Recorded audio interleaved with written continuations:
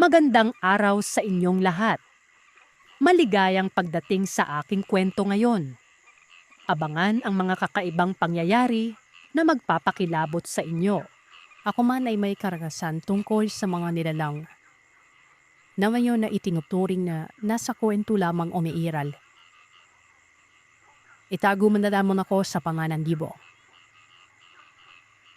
Nangyari ito taong 1900 at siyam na po. Nang napagkasunduan naming magbabarkada na gumala sa North Zagaray sa Bulacan. Undas ng mga panahon na yun. Kasama ko si Juston, Andy at Maki. Kasama ang aming mga nobya na gumala sa lugar.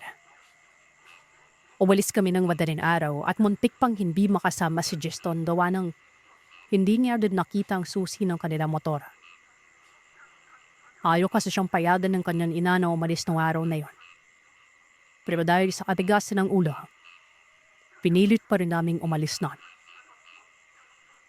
Mula Bukawi ay nagmotor lamang kami papuntang Doña Remedios Trinidad. Na ngayon ay mas kilala sa tawag na BRT.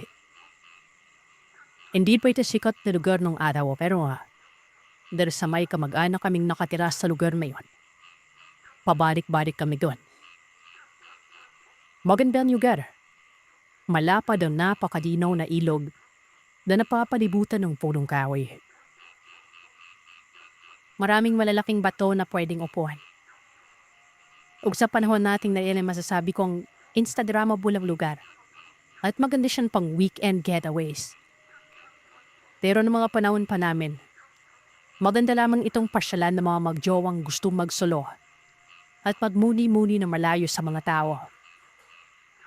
Nakakawala ng problema ang lugar.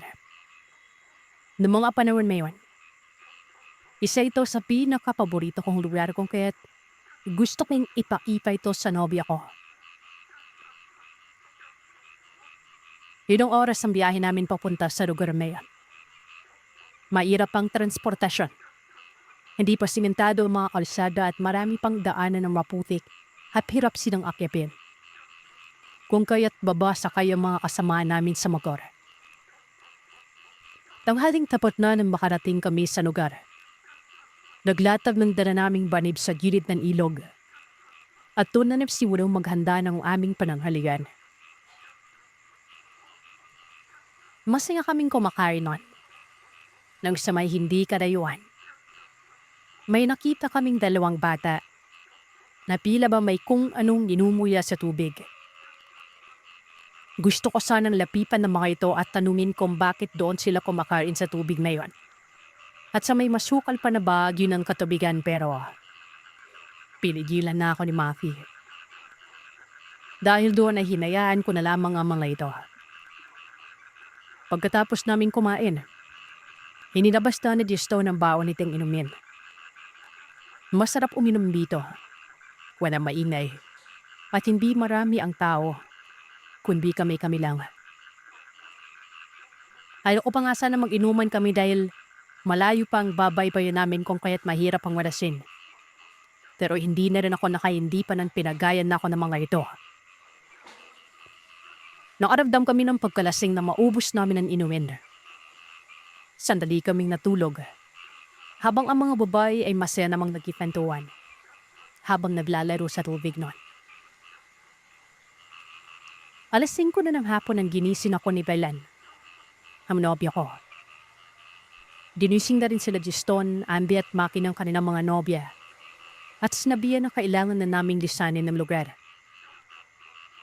Gusto pala sanang manatili ni Juston ng isang gabi. Delikado na kasi ang magbiyahe kapag gabi na. Pero tol, pinagbawalan ako ni Papa na manatili dito sa gabi. Kung delikado ang magbiyahe ng gabi, mas delikado yung manapili dito. Hindi maintindihan ni Juston kung anong gusto kong ipahiwatig sa kanya. Mahirap din naman na sabihin sa kanila na buod sa mga sinasabi nilang mga tuwisan, may mga kakaibang nilalang din sa lugar. Hindi kasi naniniwala ang mga kaibigan ko sa mga ganon. Ganun pa man, binanggit ko pa rin sa kanila ang sinabi sa akin ni Papa. Hindi nga ako nagkamali. Pinagtawanan ako ng mga loko. Ganun pa man, pinilit ko pa rin na umalis kami sa lugar. At mabuti na lamang sumunod din sa akin ang nobya ko. Kung kaya't napilitan din ng ibang sumunod na sa amin. Sa aming paglalakad pababa ng bundok, ay muling nakita ni Maki ang dalawang batang babae. Nakita kong nagiba ang ekspresyon ng mukha ni Maki. Pero hindi naman ito masabi kung ano ang kanyang nakita. Pero ayaw na nitong magpahuli sa paglalakad. Para itong hinahabol na nagmamadali sa paglalakad doon. Anong nangyari sa'yo, Tol? Tol, yung dalawang bata. Hindi ko maintindihan kung ano ang nakita ko sa kanila, Tol. Napaka-weirdo nila. Bakit? Anong nakita mo? Basta, Tol, hindi ko mapaliwanag eh. Bilisan na lang natin. Mas bilisan pa namin ang paglalakad pero nang nakarating na kami sa paanan ng bundok, may nakita kaming kubo na hindi naman namin nakita nung papaakit pa lamang kami. Mas lalo pang nahintakutan si Maki ng sabakuran ng bahay na yon. Naroroon ang dalawang batang babae. May hawak-hawak ang mga itong isang hayop na napakaitim ng kulay. Hindi ko masabi kung aso ba o kambing ang klase ng hayop na yon. Tol, yan yung dalawang bata na nakita ko kanino. Sa ilog. Kani-kanina lang sa taas ng bundok lang mga yan eh. Bulong sa akin ni Maki. Nilingon ko ang kubo at nakita ko ang dalawang bata na nakangisi. Bigla akong nahintakutan sa mga ngipin nito. Maliliit na mga yon. Pero para bang matatalas. Parang ngipin ng pusa. Yun nga lang, naninilaw yung sa kanila na tila bang gamit na gamit ang mga ito. Pero hindi nililinis. Kung kaya't binilisan na rin namin ang paglalakad para marating na kung saan namin iniwan ang aming mga motor. Kagad kong inabisuan si Dayan na magpalit kami ng jacket. Manipis lamang kasi ang suot nito. Sinabihan ko na din siya na siya na ang magdala ng backpack para magsilbing proteksyon sa kanyang likuran. Sabi ko din na kahit anong mangyari, huwag na huwag siyang bumitaw sa likuran ko. Pasalamat na lamang kami na hindi umulan ng maghapon. Kung kaya't mabilis naming namaniobra ang aming mga motor. Pero bago pa man kami makaalis nun, ang loko-lokong si Giston sumigaw pa. Anong aswang-aswang? Kalokohan yan. Sige nga, kung talagang may aswang, magpakita ka. Gusto ko rin naman makakita kung ano talagang itsura ng mga pinaniniwalaan ng mga utu-utu ng mga taong to eh. Sigaw nito habang nakaharap sa kakahuyan. Sinabihan namin itong tumigil na at tama na pero mas lalo pang ginanahan ng loko. Nang walang ano-ano, sumagot si Maki ng, narinig mo yon? Kung sino ka man, yung ngay gusto lang na makita ka, yun lang yung kunin mo ha. Mahal ko pa yung buhay ko eh. At ang mga mahal ko sa buhay. Wala sa loob na nabanggit ni Maki nun. Kung kaya't pinagtatawanan siya ni Giston. Mag-alas 7 naman ng gabi nang paalis na kami sa lugar. Si Maki at Stella naman ay tumatawa habang nag-uusap nun. Magkasundo talaga ang dalawang to sa kalokohan. Tandem silang magkasintahan. Pareho kasi sila mapag-asar.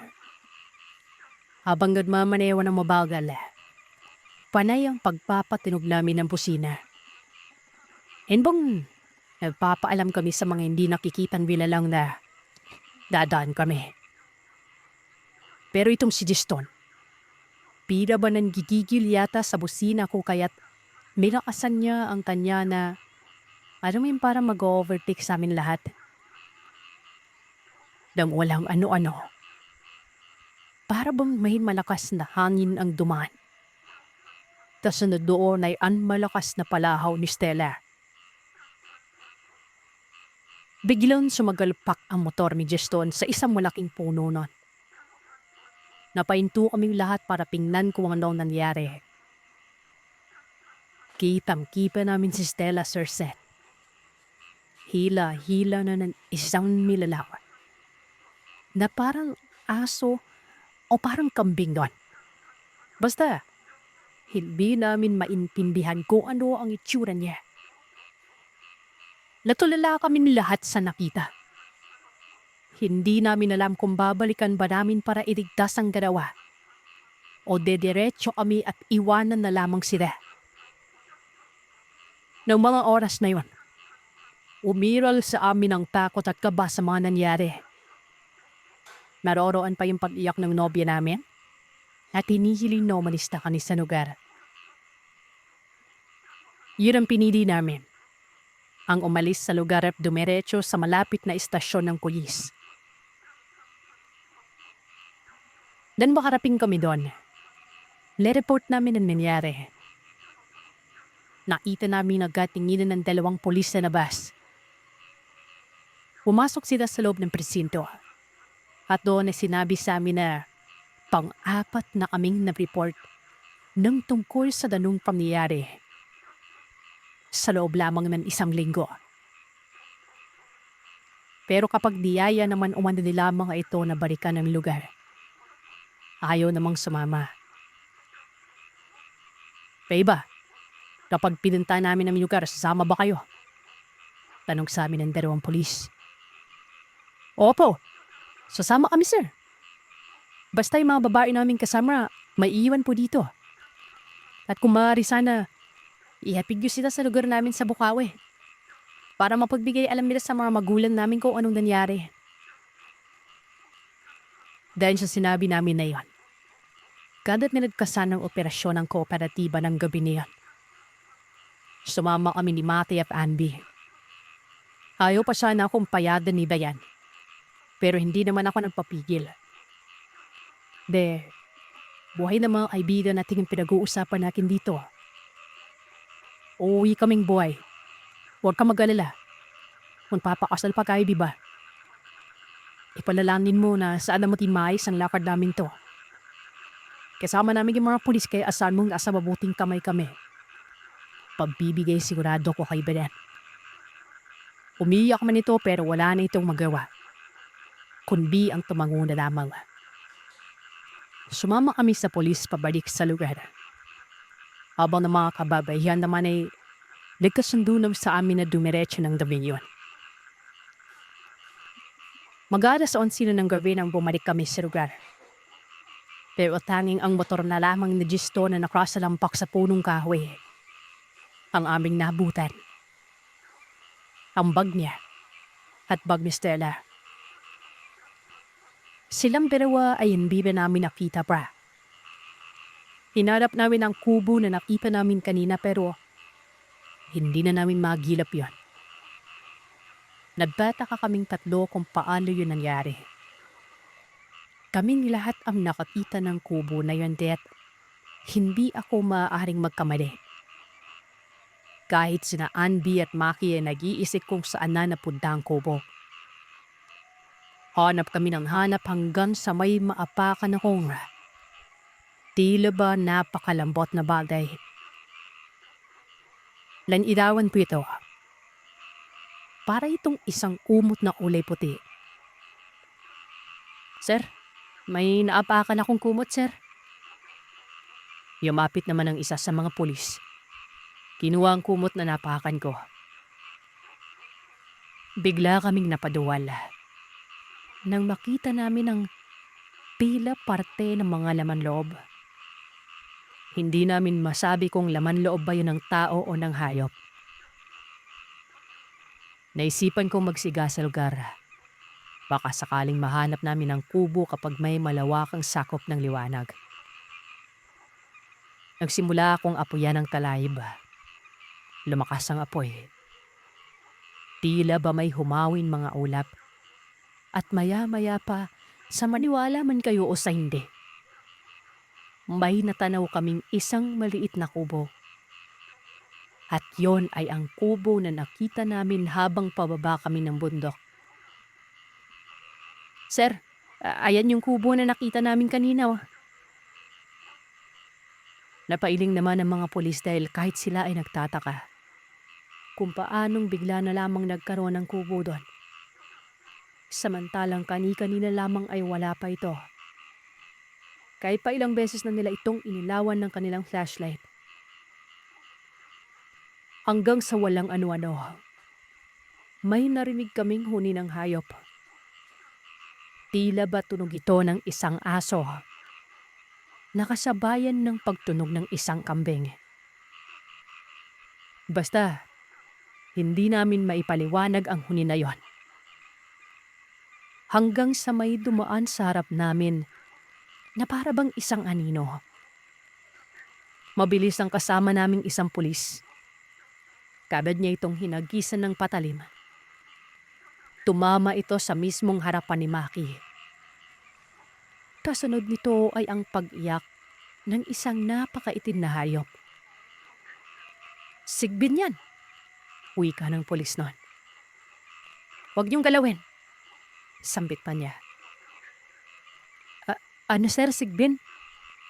Anong klaseng hayop yan? Tanong namin dito. Tama kayo. May hindi normal na naninirahan dito. Maya-maya pa. Ayun na naman. Narinig na naman namin ang tunog ng kambing. Pero may kasama namang parang inahing manok. Mahina lamang yan. Sinabihan kami ng pulis na maging mapagmatiyag. Dahil hindi namin alam kung ano ang susunod na mangyayari. Halata pang natatawa ang dalawa niyang kasamahan habang nagsasabi ng, naniniwala ka sa aswang? Sasagot pa sana ang pulis nang biglang may sumulpot na isang malaking aso sa likuran ng isang pulis. At dali-dali niya itong pinaputukan. Pagkabaril niya sa likuran ng isang pulis, may narinig kaming paghiyaw ng isang nilalang. Nagulat kaming lahat sa tunog nito dahil naghahalong tunog ng hayop at tunog ng hiyaw ng isang babae. Maya-maya pa, muli na namang tumunog ang huni ng ibon. At kasunod nito ay ang pag-ilag ng pulis na bumaril sa nilalang na nasa likod ng isa pang pulis. Nakita naming nakikipagbuno na ito sa isang malaking ibon nun.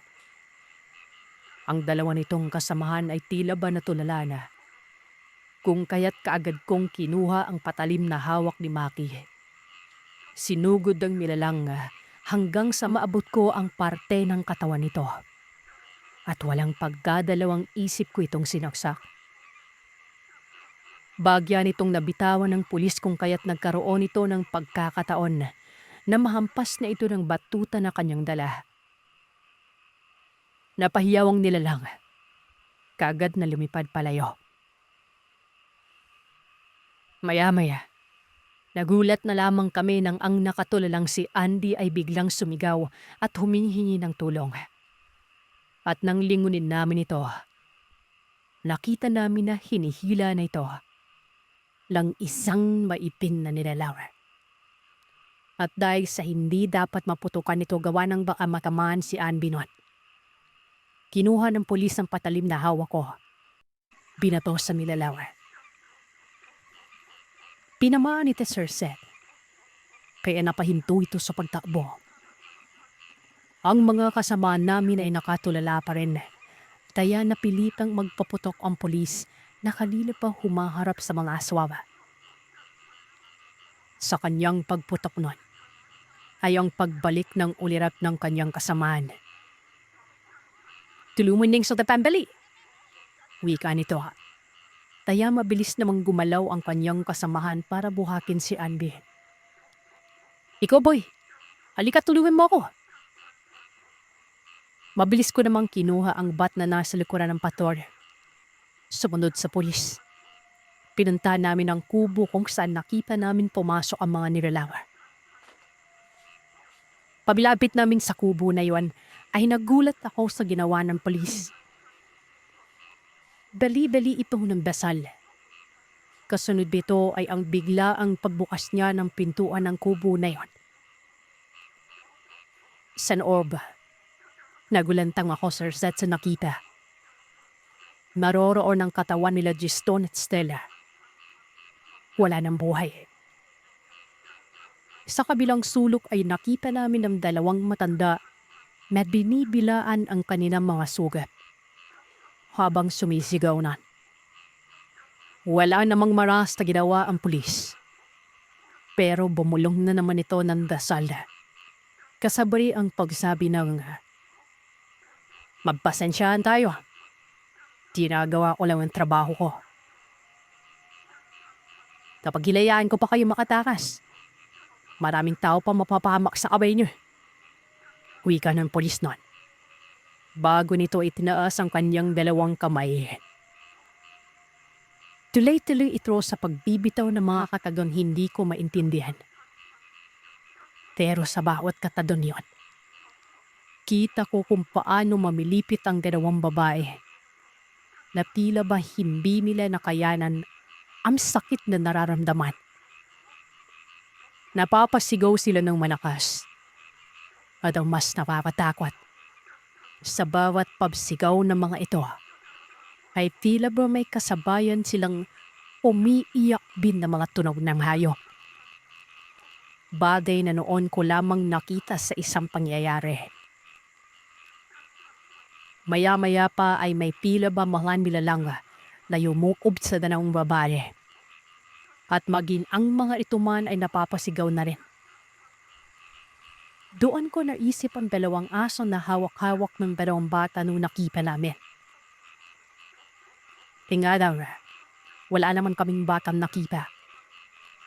Tanging itong dalawang matandang babae lang. Sumunod ang dalawang pulis. Tinulungan kaming madala ang bangkay ni Giston at Stella. Hindi ko alam kung ano magiging reaksyon ko ng mga oras na yun. Mahigit 1:00 nun madaling araw at doon pa rin kami sa area. Nang madala na namin ang bangkay ng dalawa sa patrol, binalikan ko pang pulis sa kubo na kasalukuyan na nitong pinapadikitan ng apoy. Kailangan nating sunugin yung kubo na to para magbigay babala na din sa iba pang nilalang na gustong manirahan dito. Habang tinutupok ng apoy ang kubo, kasabay naman ito ay ang patuloy na pagdasan ng pulis na yun. Sinigurado na muna namin natupok na ng apoy ang mga bangkay bago kami umalis sa lugar. Habang nasa biyahe, pinanong ko ang pulis kung hindi pa makikita ng mga tao ang nangyari sa lugar na yon. Sa mata ng mga normal na tao, boy, hindi nila malalaman na may nangyari sa lugar. Pero sa mga banay na nirecover natin ngayon, hindi magre-rehistro mga ito sa utak ng mga kasamaan ko. Maging ng mga kasamaan nyo. At huwag kang magugulat kung makikita mo ang kaibigan mo bukas o sa kinabukasan man kasama ang kanyang nobya. Anong ibig niyong sabihin, sir? Yan ang para ng mga aswang kung bakit halos lahat ng nabibiktima nila ay hindi nabibigyan ng hustisya. Dahil yan sa salamangka na ginamit ng mga aswang bago pa man nila biktimay ng mga tao na nabibiktima nila. Napapansin ko sa inyong magkakaibigan. Ikaw lang may bukas na pananaw. Pagdating sa mga ito na hindi nakikita ng ordinaryong mata. Kaya't napakalaki ng tulong mo kanina. Maraming salamat sa iyo, boy. Sir, ano pong gagawin natin sa bangkay ng mga kaibigan ko? Tanong ko dito. Dahil talog naman yung mga kasama natin. Halika, ilibid natin sila. Nalulungkot man sa nangyari, pero wala na akong nagawa pa. Kundi ang magpiwala na lamang sa pulis na alam ko namang may malalim na karunungan o may pagkaalbularyo kumbaga. Nagtulong kami sa pag-uukay at pinagtulungan namin na ilibing ng Berawa. Bago pa man namin tambakan ang ilibingan sa Magnolia, ay muling nag-usan ng orasyon at dasal ang polis. Pagbalik namin sa presinto, nagtataka ko dahil natano ang hepe kung sino ako at kung nasaan ang mga polis galing. At ang may kaanaman sa lihim na aral na polis ay nakilala kong si SP Otto Cortes pala. Sinabi nitong tinunuman nila ako dahil manigaw ako at para ligtas ako makauwi, ay siya na maghahatid sa akin pa uwi nun. Hindi naman nagduda ang hepe at agad na itong pumayag na ihatid ako sa bahay. Pagdating ko sa bahay, nagtataka mga magulang ko. Sabi nila, nakauwi na lahat ng kaibigan ko pero ako hindi pa. Hindi naman alam ni Dayan ang isasagot sa kanila kung nasaan ako. Halakanan ng mga magulang ko ay doon ako pumunta sa bahay ng kamag-anak namin. Hindi yun eh. May pinuntahan ako. Ay para rigkas po ako makauwi, nagpapid na lamang ako sa mga pulis. Mabuti naman at mabait sila kung kaya pinapid nila ako. Pagpapalusot ko sa nanay ko nun. Long gabing yun ay hindi ako makapaniwala na hindi nila alam kung ano ang nangyari sa amin. Kinabukasan ay tinanghali ako ng gising. Si Dayan, tinutulungan na si Mama sa paglalaba. Bumangon ako at nag-almusal. Ilang sandali pa ay pumunta na ang kaibigan ko sa bahay na sina Andy at Maki. Nakita ko may sugat si Andy. Nagkunwari akong walang alam sa kung anong nangyari. Tol, anong nangyari din sa binti mo? Hindi ko alam, tol eh. Hindi ko nga alam ba't ako nagkasugat dito pero magaling naman eh. Hindi naman masakit. Mabilis na lumipas ang oras. Pinuntan ako ni Juston sa bahay at niyaya nila ako na gumala. Humindi ako. Ibinahilan kong pupunta ako sa bahay ng nobya ko. At doon kami hanggang abuti ng gabi. Litong-lito ako noon kung paano nalyari ang pinagdaanan namin kagabi. At dahil sa wala pa akong masyadong tulog, ay muli akong bumalik sa pag-aaiga. Na siyang pinagtataka ni Dayan kung bakit mukhang pagod na pagod ako. Nagtaka ito nang ayaw ko mag-drive ng motor papunta sa kanila. Mas pinili ko mag-jeep na lamang kami at di na magpalipas sa kanila ng gabi. Taang-taka si Dayan gawa ng kahit minsan ay hindi pa ako nag-aya sa kanya na doon matulog sa kanila. Kinadabihan niya. Habang nakaida kami ay ikinuwento ko sa kanya ang mga pangyayari na nakalimutan nila ng mga kaibigan namin. Lapating yun ito sa akin nang nakatimala. Pinawag pa akong baliw na guni-guni ko lamang umano ang mga nangyari at gawa-gawa ko ng kwento. Hindi na naman ako nakipagtalo sa kanya. Niyaya ko na lamang siya na matulog. Sumunod na araw ako na lamang mag-isang umuwi dahil may pasok si Dayan sa trabaho. Gabi pa naman ang duty ko sa ospital noon. Nang makadapin ako sa bahay, naroroon sina Andy at Maggie. Nakita ko mga itsura nito na tila ba sindak na sindak sa kanilang nasaksihan. O tol, ano mangyari? Tol, sina Justin Stella. Napatulala ako pagkabanggit sa pangalan ng ganawa. Natagpuan umano silang patay sa gilid ng ilog. Wakwak ang tiyan. Wala no umano mga laman no ba dugo. Muli ko na namang naalala mga pangyayari sa ibaba ng bundok noong nakarang araw. Ganun na din ang sitwasyon na magkasingpahan. Lang matagpuan namin sa loob ng kubo na yan. Napatanong ako kung nasaan na ang katawan nila. Diretso man ang binala sa morgue. Pagpunta namin sa morgue, nandun pa mga investigador. Muli kong nakita ang polis na tumulong sa amin nung nakaraang gabi. Lumapit ako dito at tinanong ko ano nangyari. Hindi ito sumagot agad. Kinamusta ako. Sinabi kong ayos lamang ako at nabukuluhan lamang nun. Sinabi ko na sa'yo, di ba? Paulit ang ganitong pangyari sa parang isang normal na krimen lang. Para pagtakpan ng mga ginawa ng mga nilalang na marami sa mga tao ngayon ang hindi pinaniniwalaan. Alam mo, mapalad ka. Hindi ka naging mangmang. Lalong-lalo na sa pag-intindi ng mga nilalang. Bagay at mga pangyayari na hindi nakikita ng hubad na panininan ng mga mata. Ipagpatuloy mo yan, boy. Pero huwag ka rin magpakarin sa mga nakikita mo. Kapag ang taong kaharap mo ay hindi maniniwala sa mga nakikita at paniniwala mo, huwag mo na ipaglaban. Hayaan mo sila. Ayon pa sa kanya, ang ipaglaban ng ating mga nakikita na kung saan ay hindi umuobra pagdating sa paningin ng iba ay wala o manukahantong ang maganda. Kaya mas mainam na hayaan na lamang sa mga bagay na pinaniniwalaan ng iba at sa hindi nila pinaniniwalaan. Basta mag-inat lamang umano ako.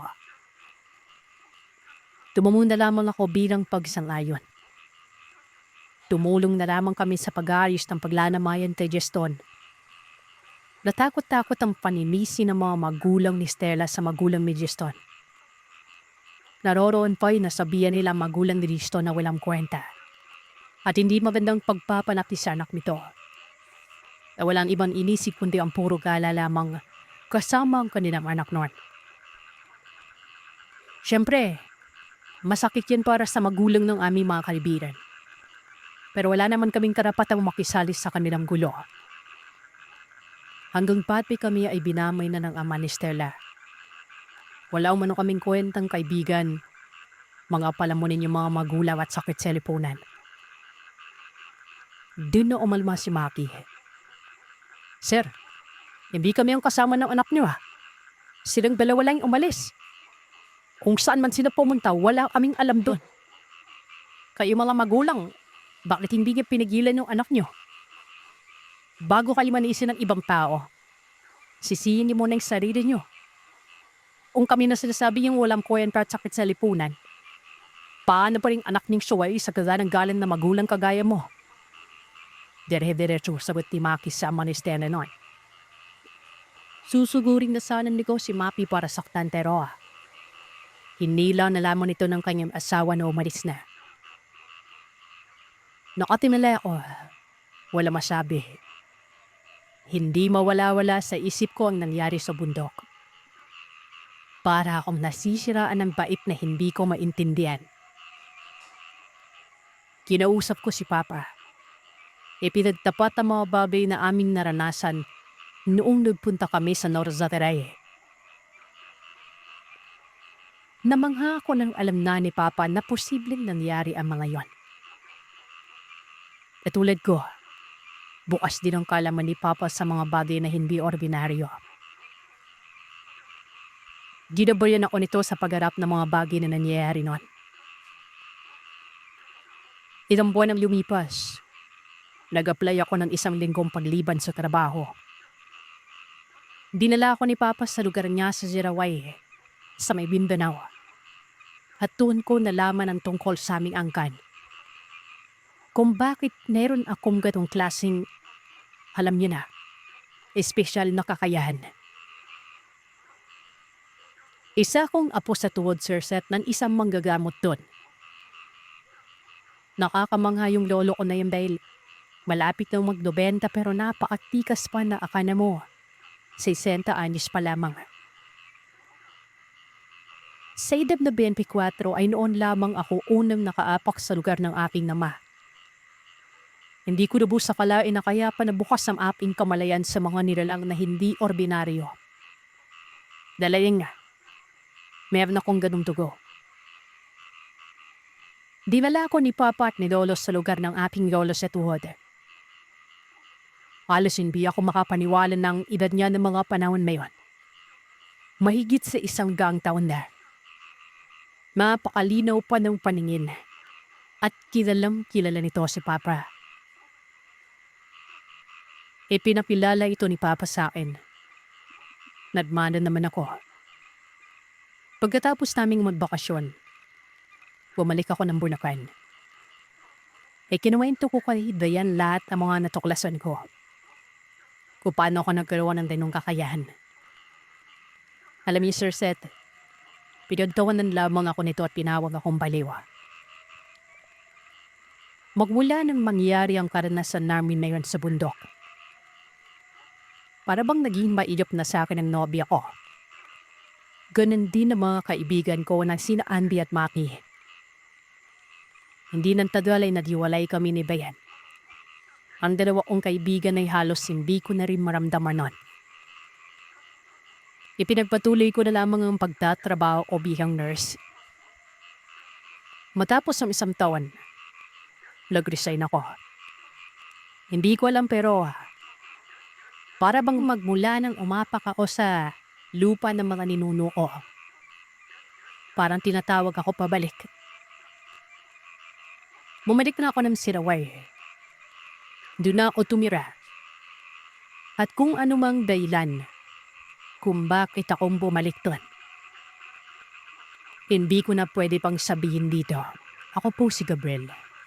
Mula sa bahaging Kabisayaan. Baka sakali ako magbahagi ng aking karanasan. Dahil inspirasyon ko na rin ang makinig sa iba't ibang kwentong kababalagan na isinasalaysay ng mga sender mo. Hindi ko makakalimutan. Dekada 80. Kasagsagan noon ng aking pagbibilata. Payak at masaya ang aming pamumuhay. Kahit na mainis na ang aking ama, tindera naman ang mga kakaninang nanay ko. Hindi hadlang ang kahirapan noon para makapagsumikap ako sa pag-aaral. Mahilig ako makipagkaibigan pero hindi ko naman pinababayaan ang aking pag-aaral.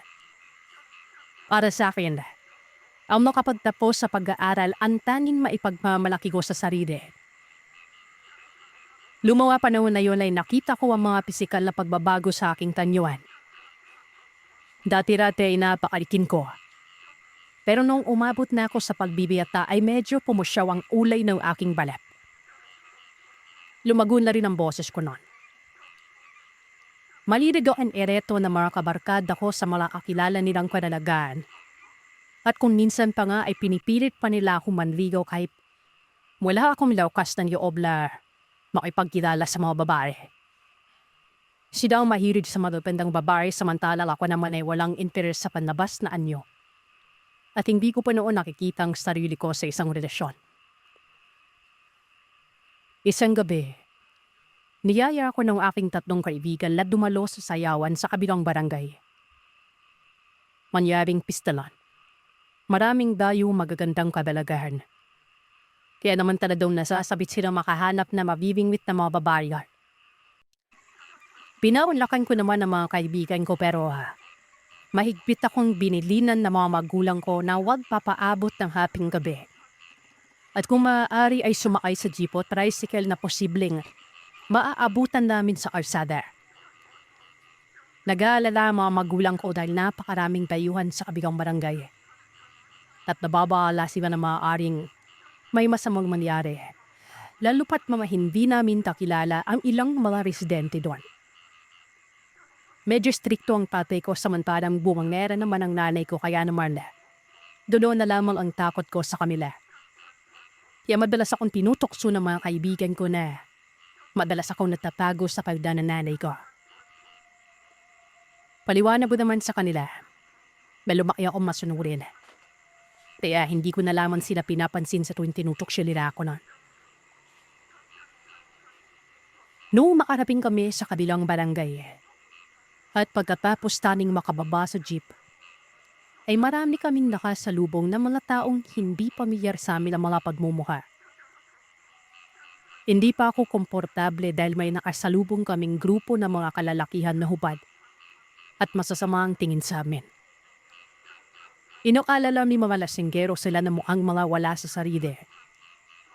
Pero base sa matuwid nilang paglalakad, ay feel nagkakamali kami ng hinala noon. Ayaw namin ng gulo. Kaya naman minabuti naming hindi sila pagpapansinin at nagpatuloy na lamang kami sa paglalakad. Pero hindi pa man lang kami nakakaraping sa plaza noon, ay maramdaman namin sinusundan nila kami habang may mga kilukuhang patalim sa kanilang mga bulsa. Panilaning ako at nakita ko na masama ang tingin ng mga lalaki habang hawak ang patalim at paulit-ulit na sumisipoy noon. Sa tingin pa lamang nila ay para bang kakainin nila kami ng buhay. Hindi ko na nagugustuhan ang mangyayari noon. Pinagpapawisan na ako noon ng manalapot at parang danlalamig na rin ang mga palag to. Mukhang may balak pa silang manggulo. Mukhang may balak silang pagpripan kami. Hindi ko malaman noon kung nakorsonadahan nila kami pero sa sobrang takot naming magkakaibigan, kumaripas kami ng takbo at dumaan sa matapaong lugar. Ramdam pa rin namin na hinahabol nila kami kaya lumiko kami sa isang iskinipa at nagtago. Hindi kami kagad lumabas at hinintay laming tumahimik ang buong paligid. Pinakiramdaman laming mabuti at nang baka siguro kaming wala nang sino man ang umaaligid, ay saka kami lumabas sa aming lungga at nagpatuloy sa paglalakad nun. Dumako kami magkakaibigan sa bulwagan sa mismong plaza, kung saan napupuno ng makukulay na ilaw, banderitas at umuugong na musika. Doon ay napanata daw isip namin at nawala ang mga takot sa bidbid namin gon. Dahil sa wakas ay nakalaping kami ng ligtas sa sayawan. Ang unang nakapukaw sa atensyon ng mga kaibigan ko ay ang maraming maladandang kanaladahan ang nagdalat sa bawat sulok. Isturang postura naman kaming mablakad patungo sa bulwagan leon at ladhanap na mga makakasayaw. Nagkataon pa nakakilala ni Ronel isang marikip na balada at mukhang ipinurong pa ito ang iba pang mga kaibigan niya. Benisla pa mga mata ni Ronel. Di naman mabilis niya kaming tinawag at isa-isa kaming laking pagkilala sa mga kadalagan. Mabilis na napakalapin siya ko sa isa sa pinakamatangkad at nispisang dalaga. Medyo mahimhin ito at mukhang mabait kaya naman sa unang pagkakataon ay tila na humalin ako at halos hindi kaagad nakapagsalita sa kanyang tadlay na alindog. Dahil doon ay ipinagtulakan ako ng aking mga kaibigan na makipagsayaw sa napurang tanaga. Namumula o sa sobrang tahihiyan. Pero laking gulat ko naman na pumayad ang dalaga na nakipagsayaw sa akin ng sabihin na lamang nating sweep dance. Nagtungo kami sa isang tabi. Ikinawit niya ang kanyang mga kamay sa balikat ko. Samantalang hinawakan ko namang mabuti ang kanyang bewal. Kinakabahan ako ng mga oras na yon. Mabuti na lamang at napigilan ko ang panginginig ng mga kamay ko. Sablit kaming nagkakwentuhan. At sa konting sandali ay nakapalagayan ko na rin siya ng loob. Napag-alaman ko na hindi siya padaron sa barangay at isa lamang siyang dayuhan kasama ang kanyang pamilya. Nagbabakasyon lamang pala siya at pagkatapos ng isang linggo ay babalik sila ng kanyang pamilya sa Masbate. Nagalap naman ako nang malaman ko ang tulay niyang pangalan. Isadora. Nagpatuloy ang aming pagsasayaw sa saliw ng awiping punong-puno ng pag-ibig. Pakiramdam ko nun. Kami lamang dalawa ang natatagpuan sa bulwagan pero biglang nawala lahat ng mga ilusyon sa panaginip ko. Napalitan yon ng kakaibang takot at kaguluhan ng pag-iisip. Nakita ko mula sa kwelyo ng kanyang kasuotan ang bahid ng mantsa. Ulay pula yun. Hindi ko malaman kung bakit noon ko lamang yun napansin samantalang matagal na kaming sumasayaw sa may bulwagan. May na amoy binoking mabaho na parabang masansan na nabubulok na katawan ng tao. At nagmumula ang mismong amoy na yun. Kay Isadora. Pinagmasdan ko siyang mabuti. At doon ay halos magwala ang isipan ko. Bigyan ng lisik ang kanyang mapupunay na malamata. Lalamig ang bukong katawan. Nabitiwan ko siya at bahagya akong napatrasnan. Nagulat siya sa ginawa ko kaya naman humingi ako ng paumanhin sa kanya. Ladaylan na lamang akong nahilo at niyaya ko na siyang umupo sa upuan. Hindi na ako na napili pa sa direksyon niya at dalibali akong bumalik sa pwesto ng aking mga kaibigan. Pagdating ko, agad na bumungad sa akin si Romel. Pinagtatawanan niya ako buhat sa nasaksiyan niya. Pinawag pa niya akong mahinang klaseng nilalang dahil binadaga ako at hindi ko man lang napapansin. Napalay na nga ang lumalapit sa manok. Ngunit ako, papilit ng ngiti. Tiniis kong marinig lahat ng mga pangangantyaw sa akin. Hindi na lang ako nagpahalata sa mga kaibigan ko na may kakaiba kong naramdaman kay Isadora. O baka namamalik mata lamang ako. Paglingon ko sa gawing bulwagan. Nahagip ng aking paningin ang papalapit na dalaga. Kinabahan na naman ako dahil lumapit sa akin si Isadora. Kasama ang kanyang mga kaibigan. Tinanong nila kaming magkakaibigan kung magtatagal kaming sasayaw nun. Nanigurado na muna ako sa mga nakita ko. At napansin ko na normal naman tingnan si Isadora. Kaya naman naisip ko na baka namamalik mata lamang ako. Nakahinga ako ng maayos pero hindi pa rin talaga maalis sa isip ko ang nakita ko kanina. Ako na mismo ang sumagot sa katanungan niya. At nabanggit ko na hindi kami magtatagal. Uuwi na rin kami sa kabilang barangay dahil siguradong mag-aalala ang mga magulang namin. Ang buong akala ko ay doon na matatapos ang usapan namin pero lalo pang nagpakita ng interes sa mga kaibigan ko sa mga babae. Nag-alok sila na ihahatid ang mga dalaga sa mga bahay nito para malaman kung saan sila nakatira. Napangiti si Isadora at mukhang interesado siya sa akin pero hindi pa rin ako nagpapahalata sa takot ko na. Pilit akong ngumiti at itinago ang pagkailang ko sa kanya. Ayoko na sanang sumama sa mga kaibigan ko pero ayoko namang pag-isipan nila ako ng kung ano. Nagtatalo ang isip ko noon kung sasabihin ko ba sa kanilang nakita ko o hindi. Dahil baka hindi nila ako paniwalaan. Nagumpisa kaming umalis sa sayawan at kasabay naming naglakad ang mga kababaihan sa pangunguna ni Isadora. Paday pa rin ang paglingon niya sa akin at sa mga pagkakataong yun.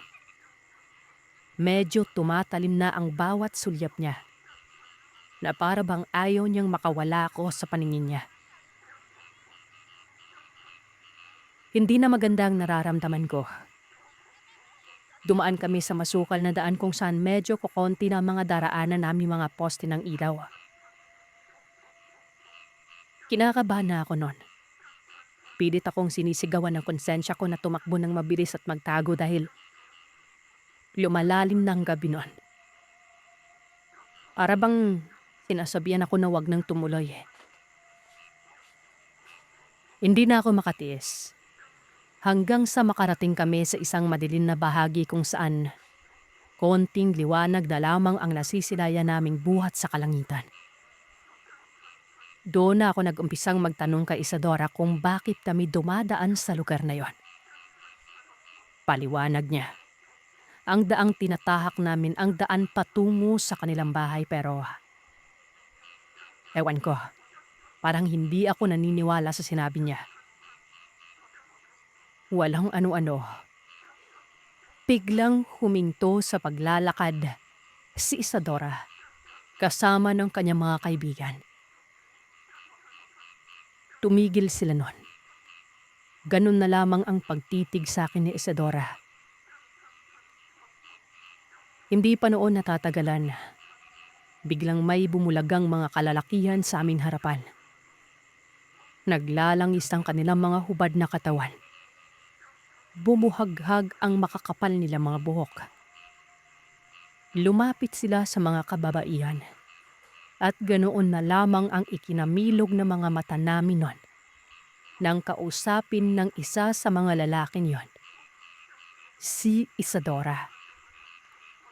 Binati nito si Isadora bilang kapatid at hangang-hanga siya sa angking karisma nito na maisama kami sa may madilim na bahagi para maging pagkain nun. Malinaw na malinaw sa akin ang lahat. Nabitag kami magkakaibigan sa kung anumang patibong.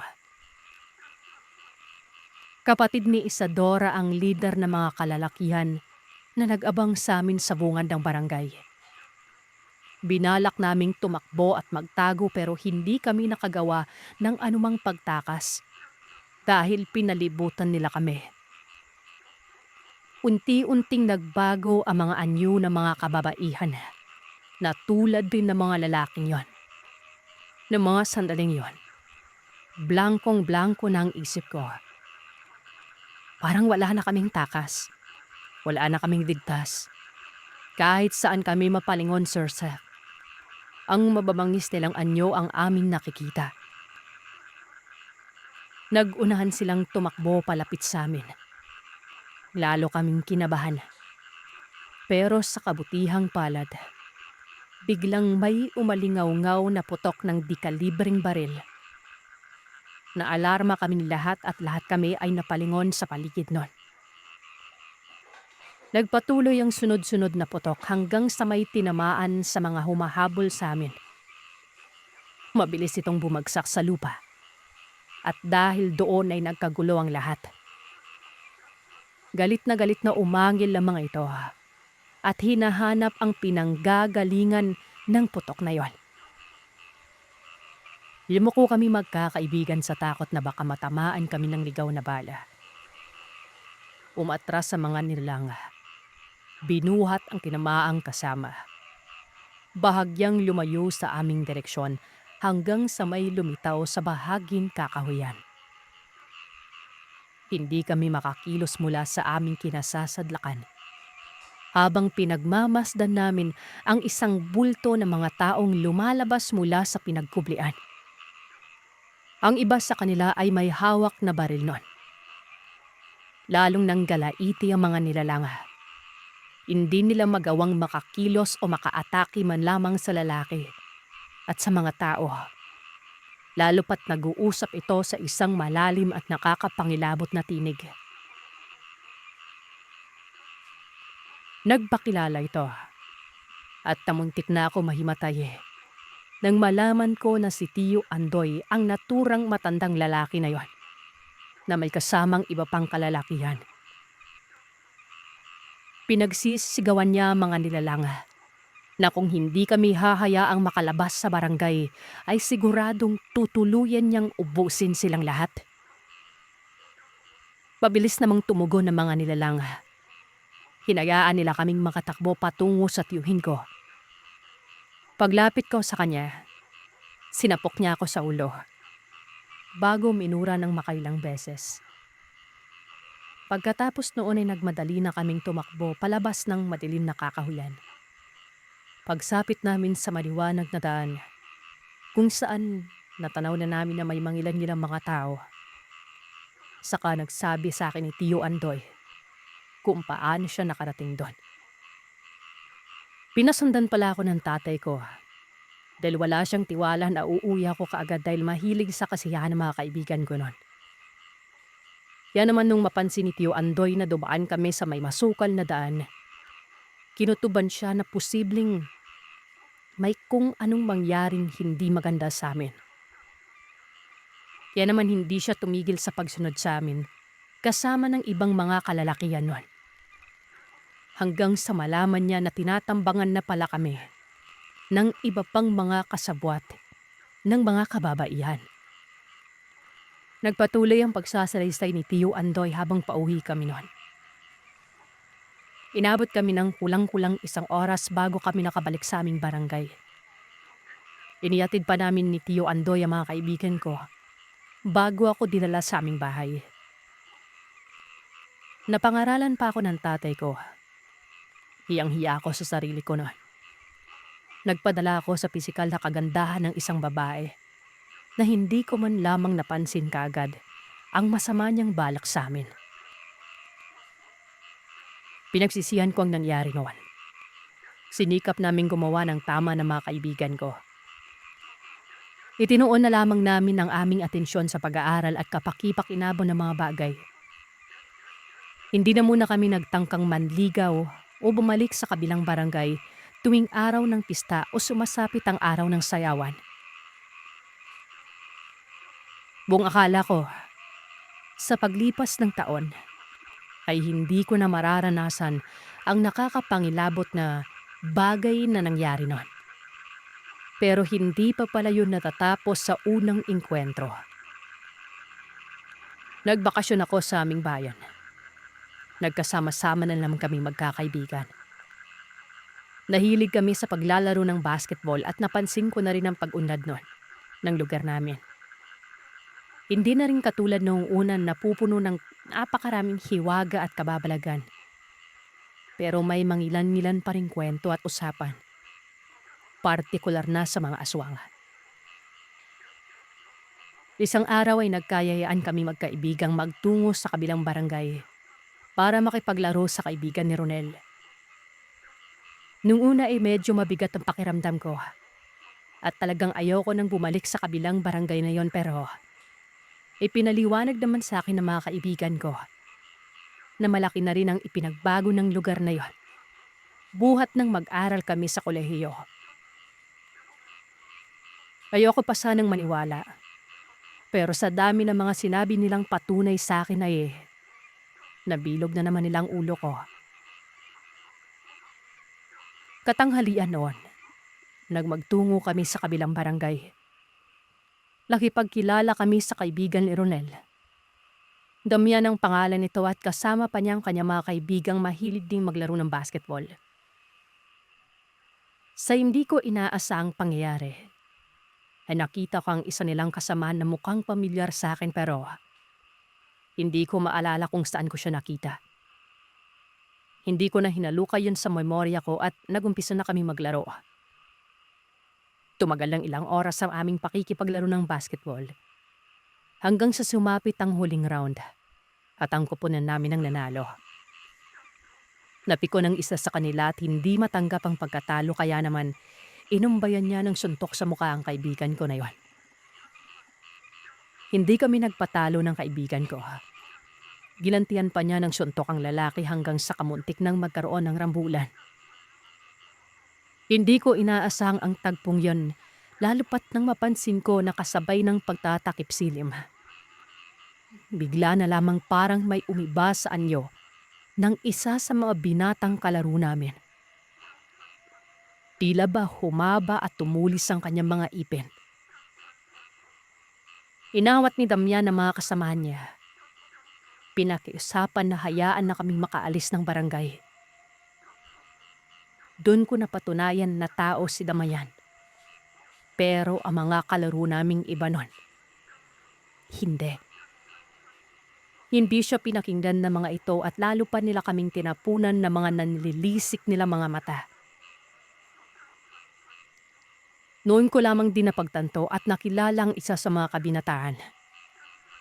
Kaya pala pamilyar ang kanyang mukha. Isa siya sa mga lalaki na kasama ni Isadora. Naroroon pa rin ang kinikimkim niyang puot sa aming magkakaibigan. Nagpumigla siya at nagmamadali kaming inatake pero hindi ako nagpasindak sa kanya. Inilabas ko ang isang botelya ng lana na ipinabaon sa akin ni Tio Andoy noong lumuwas ako ng lungsod. Ipinakita ko sa binata ang langis kung kaya't natigilan ito sa pagsalakay. Binantaan ko siya na kung ipagpapatuloy niya ang pakikipaglaban sa amin ay mapipilitan akong ibuhos ang langis sa kanilang grupo. Bagay na lubos naman niyang naunawaan. At alam ko rin na malalapno sa mga balat niya kung sakaling madampian sila ng sagradong langis na yon. Daip darit na dalipay walang nagawa ang binata.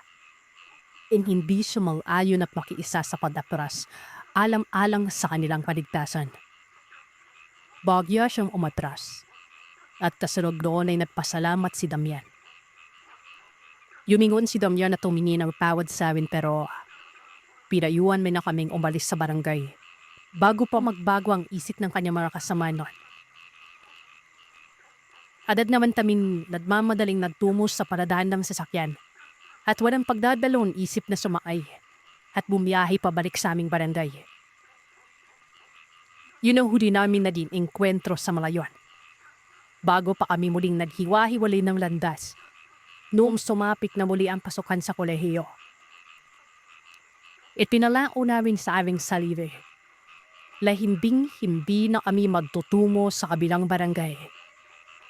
Dahil natatandaan na kami ng kung sino mang malaniwala na naroroon. Itago niya na lamang po ako sa pangalang Sherwin. Tubong bais, pero kasalukuyang nasa summer. Ang kwentong ibabahagi ko ay pumapatungkol sa tatay ko na itago na lamang natin sa pangalang Nardo. Kayo nang bahalang umusga. Magbigay opinyon at magtimbang sa kung papaniwalaan niyo ba ito o hindi. Pero ito lamang ang tinitiyak ko sa inyo.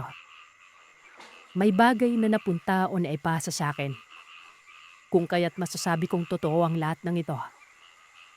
At ang bagay na ito ay siyang pinakainat-ingatan ko ngayon. Dahil ito ang nagbigay ng abilidad sa tatay Nardo ko. Nangyari ito taong 1980. Nang mga panahong yon, nag-iedad 17 na si Nardo. Tindero sila ng mga Ricardo o kung tawagin sa Cebuano, panakot. May ilan din mga prutas kagaya na lamang ng saging at iba pa. Inaangkat nila noon ang mga paninda mula sa iba't ibang lugar. Kasama niya ang kapatid niya na sobrang hinhin nun. Lalaki ito, pero isang pusong babae. Tawagin na lamang natin siyang Teng. Kuminsan ay sa sentro ng bahay sila pero kadalasan ay dumadayo ang mga ito. Partikular sa lumang tradisyon ng Kalakalan noon na kung tawagin ay tabo. Kung may tatanong, bakit ang magkapatid lamang ang namumuhay? Ang tatay kasi nila ay nagkaroon ng malubhang sakit noon. Nakasalukuyan namang inaalagaan ng kanilang ina. Nagmula lang sa arthritis hanggang sa umantong sa komplikasyon sa kidney. Dulot ito ng walang humpay sa kaiinom ng matatapang na gamot para sa sakit sa buto. Ito din ang naging dahilan kung bakit sila napatigil sa pag-aaral. Ang mga magulang nila o ang lolo at lola ko ay itago na lamang nating sina Titang at Harino. Dahil sa sipag ng dalawa, kahit papano'y nakakaraos naman sila. Sa hindi malamang pagkakatawan, lang pagtitindang ito ay siyang magpapabago pala sa buhay ni Nardo.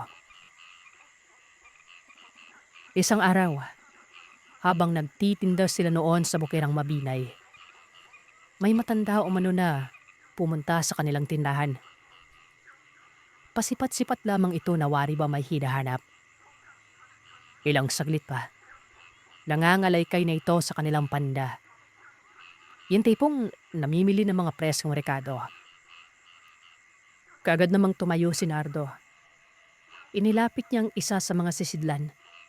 Sa inaakalang bibili nga ito. Pero bigla umanong tumitig sa kanya yon. Nakasimangot ang mukha. Bibili po ba kayo, Manong? Talong ng binata. Hindi. May, may kakaiba dito. Nagtaka si Nardo sa sinabi ng matanda. Wika pa niya. Ano ba umano ang kakaiba na pinagsasasabi nito? Hanggang sa muling nagsalta yung matanda at nagpakilala sa kanya. Tawagin na lamang natin itong tandang Nicolas. Ayon dito, hindi niya umano inaasahan na may bertud sa mga paninda. Matapos makapagsalita nun, may kinuha itong isang buong bawang at inabot kay Nardo. Litong-lito naman ang binata. Wika pa nito, kung wala o manong magawang matino, ay umalis na sa kanilang tindahan ng matanda. Napadaan lang ako at napasilong sa trapal nyo dahil sa sobrang init. Pambihira. Sino ba namang mag-aakala na may matutuklasan ako dito? Itago mo yung ibinigay ko sa'yo at baka may makabili niyang ibang tao. Wag na wag mong ibibigay yan sa kahit kanino, ha? Ito namang kapatid niyang si Teng. Naroroon sa kabi at nagtataka din ang mukha nun. Nagkatitigan pa sila nang umalis ang matandang yon na may kakaibang kinikilos. Yun bang ang likot ng ulo na parang natataranta? Baliw ata yun? Ano ka mo? Bertud? Wika ni Teng. Ewan ka ba? Pero iba siya, Teng. Kinikilabutan ako sa kanya. Lalo na sa mga huling nabanggit niya. Ang seryoso kasi. Ano kayong meron dito sa bawang na to, ha? Nagkibit palikat na lamang si Teng nun, habang si Nardo naman ay naguguluhan. Bagaman naging ganoon ay sinuri niya pa rin yung bawang na yon. Isa-isa niyang hinihiwalay ang kada buto.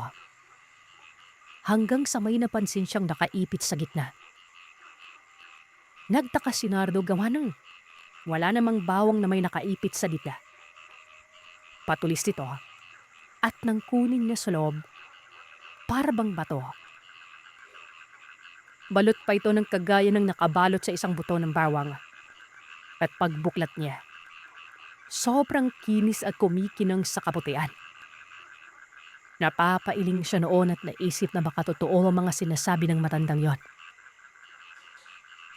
Hindi nalingid sa kaalaman ni Nardo ang mga mutya-mutya. Naniniwala siya sa mga ito dahil nga sa pagiging lokal at impluwensya ng kultura. Pagkatapos niya makuha yon, isinilid lang naman niya yon sa kanyang bulsa. Kinagabihan, bumalik umano yung matanda. Kasalukuyan na sila noong naglilitpit. Walang ano-anong kinausap ni Nardo ito. Sabi niya, may nakita siya sa bawang. Nakaipit umano sa gitna. Gusto niyang magtanong kung ano ito. Dinukot niya pa sa bulsa at ipinakita nun.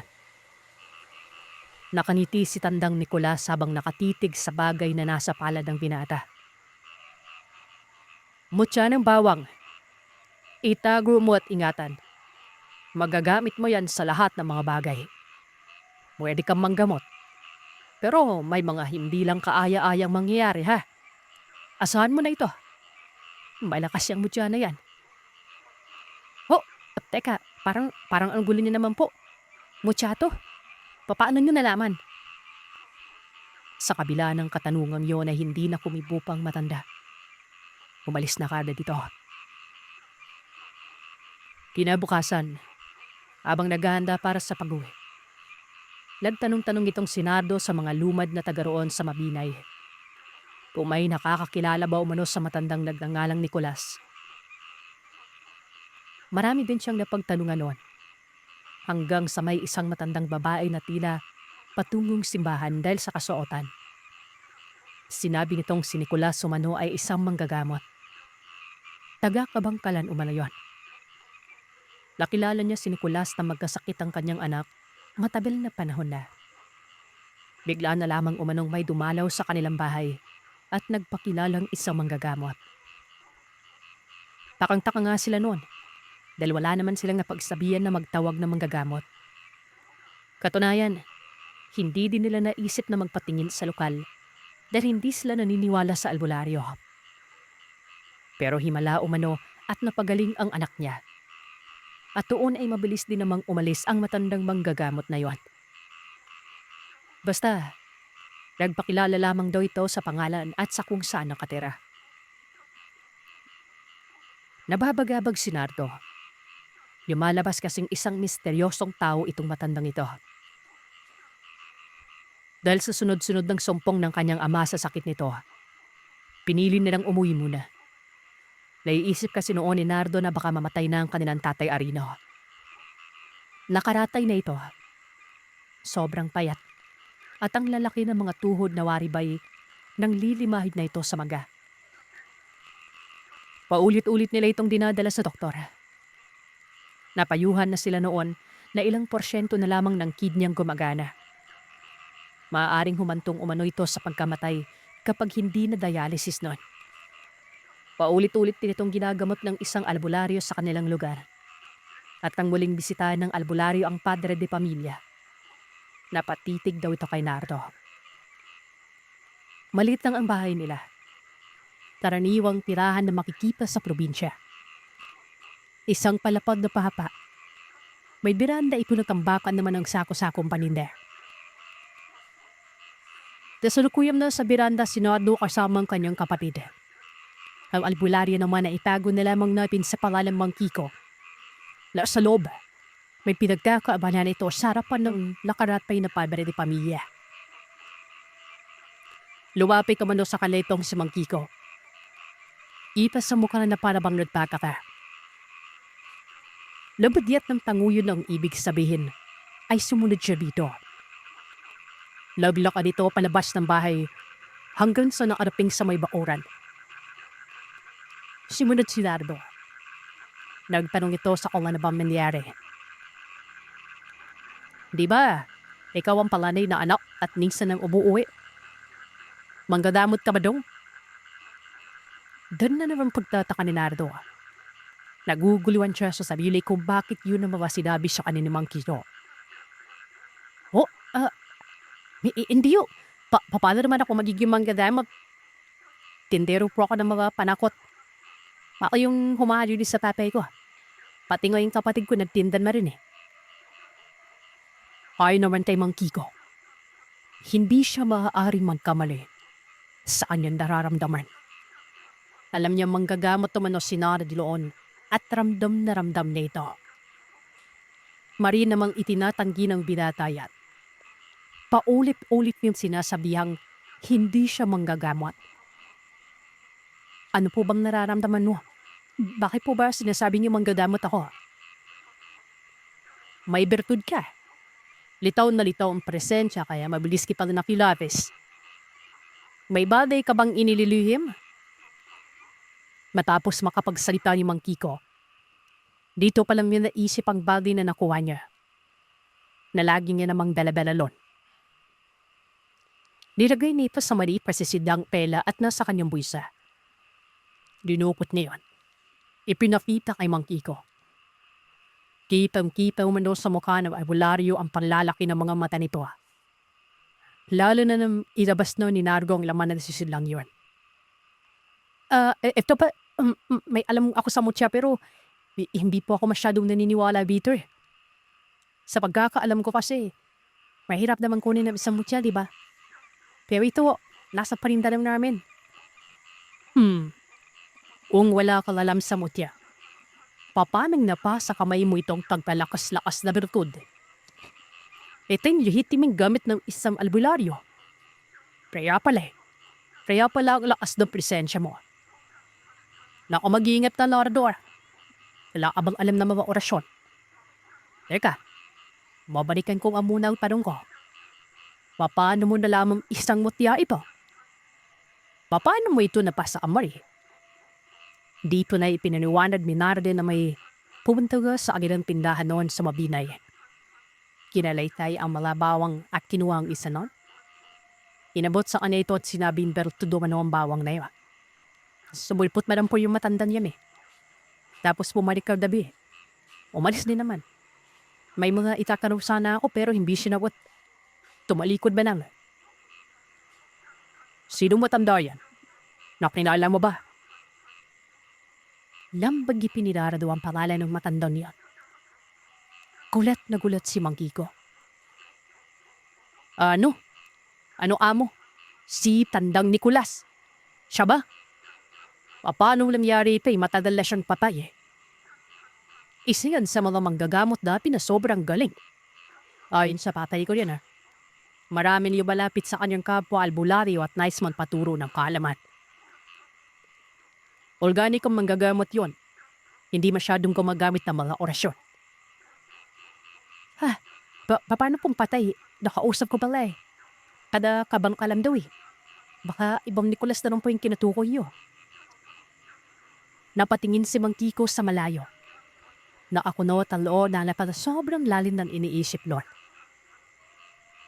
Di bale, pwede mong dumuti yung tatay mo. Napaka-epektibo ng mutya mo. Talaga ho, Mang Kiko? Anong gagawin ko? Wala naman akong alam sa baning aspeto. Ay naman te Mang Kiko. Karaniwang mga dasal lamang daw ang kinakailangan. Pwede ang dasal ng lapunan sa baysibahan. Ilagay mo ang mutya ng bawang sa tubig nun. At ang tubig na yun, ipainom lamang sa patay ni Nardo. Una, nagalangan si Nardo gawa ng hindi pa niya na proseso ang lahat ng natuklasan sa isip niya. Kumbaga, nasa kasabsadan pa siya noon ng pagdarito at pagkabagabag. Hanggang sa ginawa nga yun ni Nardo. Pero may gabay ito ni Mang Kiko. Lilublob sa tubig ang wukya. Ilang oras ang nakalipas ay saka pa lamang ito kinuha at ipinailom sa kanyang katay. Ang payo ng albularyo. 3 beses daw ito sa isang araw. Napakasimple umanong hindi madamot ang pasyente sa ganong klaseng mutya. Maraming benepisyo sa katawan ng bawang. Tapos isang mutya pa umano ito. Binigyan pa namin si Nardo. Aring kay Mang Kiko. Ilubog umano sa lanis lagi ang mutya ng bawang para magamit ang lanis sa paghilot. Isa pa, hindi bin malalantad umano ang presensya ng lakas nito dahil mapipigilan umano ng lanis yun. At ang nakakamanghar yan, ang lanis daw ang magiging himag. Himag na siyang napaka-epektibo sa lahat ng aspeto ng panggalamot. Nagtanong naman si Nardo na maliban sa mga sinabi ni Mang Iko patungkol sa gamit ng mutya. May iba pa ba itong silbi? Ay naman kay Mang Kiko, pangkalahatan no mano ang mutya ng bawal. Ito lamang daw ang namumukod tanging organikong mutya na may pangkalahatang gamit doon. Ito binumano ang namanguna sa pagtaboy o panglaban sa mga masasamang elemento. Kagaya ng limang lupa at ng aswala. Pwede din umanong palontra sa lahat ng aspeto ng pangkukulaw. Magbibigay ko diyato manoon palan kapag may masamang nilalaw. Iinit naman ito at karaniwan sa mga malalakas na mutya ang reaksyong ganito dahil nga sa nakas na pinapaglay na karga. Ang maganda sa mutya ng bawang, hindi po yung tipong pinapakari naman ng dasal. Lasa katangian naman nito ang tablay na bisa na sinasabayan lamang ng dasal ng pangkaraniwan, katulad ng natutunan sa may simbahan at ilang mga horem. Lahat ng yon, pinandaan ni Nardo. Pansaman pala siyang hindi muna ng pindanon. Sipeng lamang ang pinagtikin din niya sa bayan na tabo. Muling sa mga fiesta, kinakamatian tanyang ama. Patuloy sa pagpapainom ng tubig mula sa nilubluban ng mutya ng bawal. Sa maniwala man tayo o sa hindi, lumipas lamang ng 1 linggo. Nawala ang pamamaga sa mga paa nito. Nakakabangon na at kumakain ng marami. Sinubukan nilang ipapingin sa doktor. At gano'n na lamang ang pagkagulat ni Nardo nang malamang gumagana na daw ang 2 kidney ng kanyang ama. Wala ng problema. Na siyang parang milagro umano. Dahil bihira lamang umano nangyayari yon. Di na nalubos na naniwala si Nardo sa kakayanan ng kanyang mutya. Dahil hindi niya inaasang ito pala ang makakapagpapagaling sa kanyang ama. Si Mang Kiko Wanonin na manghabi ay napakabilis umano ng paggaling. Inaasang niyang abot ng 1 buwan pero linggo na may sweep na kaagad yun. Hanggang sa tuluyan ng yumakas ang padre di pamilya. Nadagawa na nito makapaglakad-akad sa gilid ng bahari. Masigla ang mukha at syempre, masaya. Edong si Dardo, nagkakaroon ng interes manggamot matapos makumhayang gumaling ang kanyang tatay. Lagi siyang gumibisita noon kay Mang Kiko. Humingi niya ng payo at nagtatanong sa mga pamamaraan ng panggagamot. Inaasahan naman yun ni Mang Kiko dahil halata namang umanong doon bin patungo itong si Dardo. Kung kaya namang tinuturuan niya talaga ang binata noon. Hanggang sa nagsisimula na ito manggamot. At sa kabutihang palad, lahat ng nahahawakang pasyente, napapagaling nito. Si Mang Kiko umano ang nabigay ng basbas para makilala noon si Nardo bilang isa na sa mga albularyo sa bukiran ng Bais.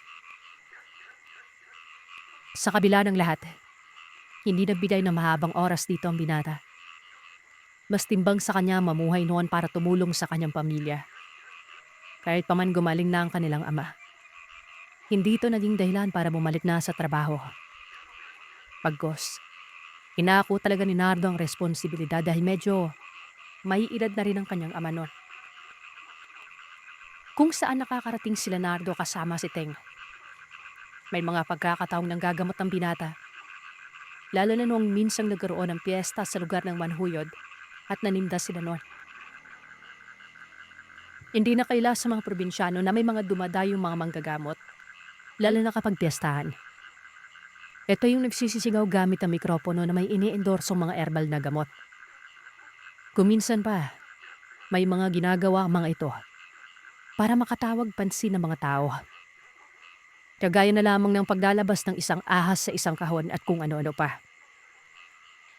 Napaka-partikular nito sa lugar ng Negros. Sa mga taga-Negros, kabisado nila ang litanya palabas. Kagaya na lamang ng piso, himong itlog. Itlog, himong piso. Diba? Kaway-kaway dyan sa mga Cebuano. May ahas na ilalabas ang isang albularyo. Didiktaan ang ahas at susunod naman ito. Kadalasang tinitinda ng mga albularyong dumadayo ay ang tinatawag nating tawas tapol at napakaraming bumibili nito. Meron din mga garapan na naglalaman ng tipak ng sinukuan, panyawan, langis sa ahas, tipak ng dignom, at ugat ng ginseng ng tanim. Dahil nga sa pagkakaroon ng kuryosidad nitong si Nardo, lumapit siya sa palabas na ito at nanood. May nakatabi siyang isang matandang lalaki nun. Nakita niyang may hawak pa itong tigde-20 na waribay bibili ng produkto ng albularyo. Kung kaya tinanong niya ito sa kung saan gagamitin ang bibilin produkto. Dito niya nalaman na may apo daw itong nalumpo dahil nabati umano ng elemento. Pangalanan natin ang matandang kausap ni Nardo, lamang Benito. Isa itong manggagamot at nangangailangan siya ng tawas tapol para magamot ang kanyang apo. Ilang beses na daw kasi niyang tinaboy ang nasabing elemento. Pero hindi nito nilulubayan ang kanyang apo noon. Nagtanong si Nardo kung taga saan ang matandang yon. Taga Bakong daw ito. Ganun po ba? Ako po pala si Nardo. Ang makakatulong ba yung tawas tapol? May ganyan po kasi yung kaibigan kong albularyo eh. Hindi naman gumana nung ginamot niyang tatay ko. Kung sa bagay, sakit ng daruhan sa katawan at hindi kinabibilangan ng maligno naman yon. Tama ka dyan, Neo. Hindi na papagaling ang mga normal na sakit ng tawas tapol. Ang totoo, hindi naman talaga napapagaling ang normal na sakit ng isang albularyo. Naku, hindi ako naniniwala dyan. Napapagaling po. Depende sa tiwala ng pasyente sa isang albularyo. Napakunot ang mukha ng tao. Tumitig ito sa kanya at nagtanong ito kung bakit umano parang may alamang binata noon. Isa akong albularyo. Ako din yung nagpagaling sa tatay ko. Talaga? Anong ginawa mo? Madali lang po. May pinapainom lang ako. Baka pwede ako makatulong dyan sa apo mo, Mang Benito. Napatango si Mang Benito at sinabing antayin lamang daw siya saglit. Kapag nakabili na siya ng isang piraso ng tawas tapol, isasama niya umano itong si Nardo. Ay na ang nangyari. Dinala muna ni Nardo itong si Mang Benito sa tindahan nila. Nagpaalam kasi noon si Nardo sa kanyang kapatid na may pupuntan siya noon. Matapos makapagpaalam, sumakay kagad sila ng pasaherohan patungong Bakong. Hanggang sa makarating doon si Nardo sa bahay ng matanda. Nakita niya ang bahay nito na may kalakihan at gawa sa pulidong kasangkapan. Isang palapag, pero malapad ito.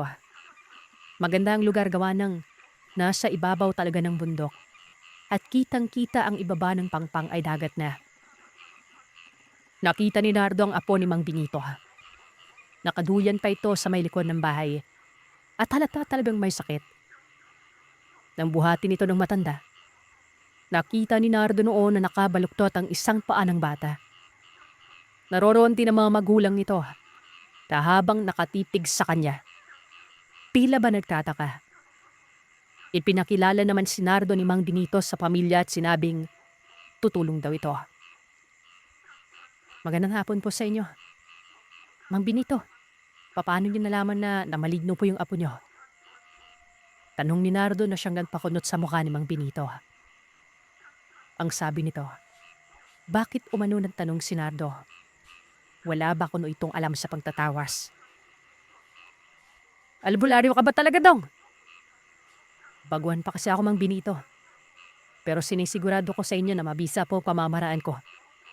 Pasensya na, wala pa kasi akong alam sa pagtatawas. Napatawas si Mang Benito dahil inaasahan niyang biyasa umano si Nardo. Pero lumalabas na kulang pa ito sa kaalaman. At bakit tinawag ang sariling isang albularyo? Sa mga puntong yun, magagabi na. Nagsisimula ng lumamig ang lugar. Ay nako, nagsasayang lang ako ng oras sa'yo. Umuwi ka na lang. Alam mo naman yung daan, di ba? Akala ko pa naman napakandalim mo na. Hindi ka agad nagsalita si Nardo. Ngumiti lamang ito at umupo sa gilid ng isang puno nun. Ilang saglit nun, sinabi niyang papanoorin niya na lamang si Mang Benito noon kung paano gamutin ang apo niya. Napapailing ng matanda. Nagkibit balikat at halatang dismayado. Kinuha nito sa bulsang nabiling tawas tapol. Biniyak nito ang bagay na yun at kumuha ng kaperaso. Inilagay naman ang kaperasong tawas tapol sa bunot. Bukod pa dyan, may iba pa itong nilagay at pamilyar kay Nardo ito. Kamangyan at dahon ng buyo yon. Siguro nga ibaguhan ka pa lang pero huwag mong tawagin ang sarili mo na isang albularyo kung kulang ka pang kaalaman, ha? Eto, paluorin mo ako sa pamamaraan ko. Baka may matutunan ka. Alam ko po yan. Titingnan ko lang po kung uobra ba. Tapos kapag hindi, hayaan niyo po akong umasikaso sa apo niyo. Magbibiro ka ba, Dong? Huwag mong gawing laro itong mga bagay nito, ha? Wala naman akong nararamdaman sa'yo. Karaniwang tao ka nga lang eh. May naaamoy lang akong lana pero walang kakaiba sa'yo. Ngumisi lamang si Nardo. Alam niyang banas na ang matanda pero hindi niya sinasabi ang totoo. Ang bilin kasi ni Mang Kiko, hindi dapat ibunyag ang kung anong tangan sa katawan. Isarili lamang ito gawa ng napakadelikado. Nanonood si Nardo. Pinapausukan ng apo ng albularyo. Napapaisip si Nardo noon sa kung paano na maligno ang apo ng albularyo. Samantalang magagamot naman ito. Naguguluhan ng binata gawa ng napakahirap tantuhin ang sitwasyong yon. Hanggang sa natapos na yun sa pinagagagawa sa apo. Naroroon pa nga mga magulang ng bata. At may isa pang matanda doon pero babae ito. Sa tingin ni Nardo, asawa ito ni Mang Benito. Napapansin niyang kinakapakapa ni Mang Benito ang nakabaluktot na paa ng apo niya. Umiiling yon at narinig niya ang mahina nitong pagmumura. Let's say jud ning uku ani, kagahi batang tangan. Ibig sabihin ng pinagsasabi nito ay ang tigas umano ng maligno at mahirap tanggalin ang kapit nito. Pasensya na po, Mang Benito. Wala pa talaga akong alam sa pagtatawas. Pero bakit po ba kinakpitan na maligno yung apo niyo? May pasyente akong ginagamot dito na taga-ayungon. Na maligno. Natanggal ko yung kapit pero lumipat naman dito sa apo ko. May mga dapat bantayan sa panggagamot dong. May mga basihan at dapat sundin pero nagtamali ako dahil minaliit tong lamang lupa. Ibig ko na malilipat pa na to sa apo ko.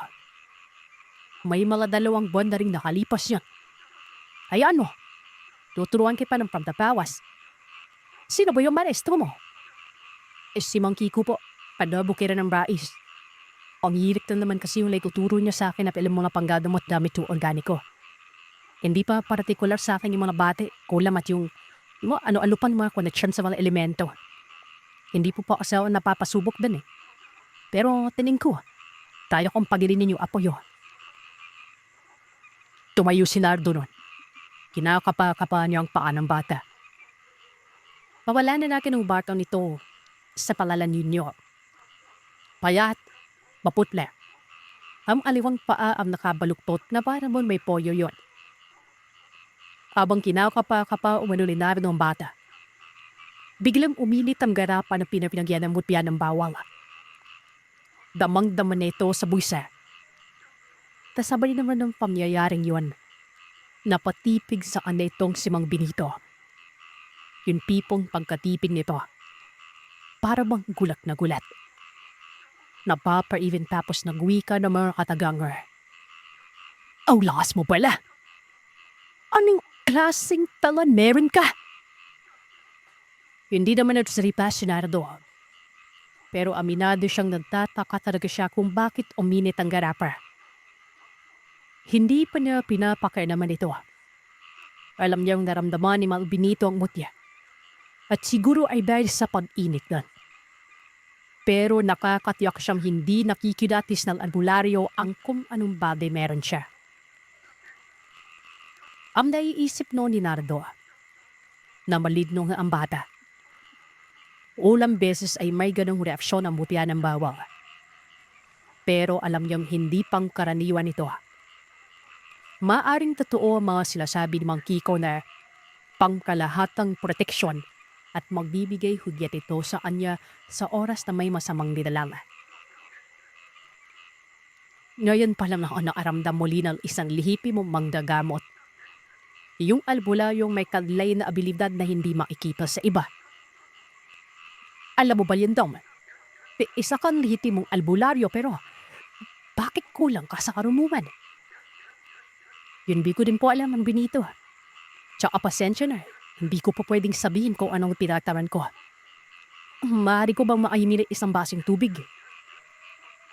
Matapos nun, dali-dali namang nag-utos ito sa anak. Kinabot kay Nardo ang isang baso ng tubig na yan. Kinuha niya na ang garapa. Marahan niyang binuksan ng taip at pinataan ng lana ang tubig na yon. Dali-dali niyang isinlid sa buwisang garapa. Nanlalaki ang mga mata ni Mang Benito. Nawari ba rin nagtataka ito kung anong meron sa garapang yon. Nanalagin si Nardo nun. Pinipa ng baso. Ipinainom ang tubig sa bata. At dito, pinihipan niya ang mukha nun. Ibang klase ang pamamaraan mo doon. Ngayon lang ako nakakita ng hindi dumadaan sa isang seremonya. Ano bang tawag dyan, Tom? Wala po. Gawa-gawa ko nang po. Tingnan natin kung hindi ba kakalasan elemento sa kanya. Ilang segundo lamang ang namagitan. Yung natirang tubig sa baso ay ginawa niyang pamahid sa paa ng bata. Para bang hinihilot ito. Walang ano-ano ay bilang tumayo itong si Mang Benito at si Midaw nang Minaso ay sanob! Nabayar wala sa paligid ang maligno. Ilang sanlit lamang gawa na biglang nagsigalawan ng mga damo sa likod ng bahay. Yun mga, parang may gumagapang sa ilalim nito. Maging si Nardo ay naggulap at nakaramdam ng takot. Napsipasok ng bahay ang pamilya ni Mang Benito. Ang natira sa labas Yung bata, si Nardo at ang albularyo. Muling dinukot ni Nardo ang garapa. Kumuha siya ng konting langis. Lagdaot ng lupa at pinahalo ito sa kanyang kamay. Manonood lamang sa kanya itong si Mang Benito.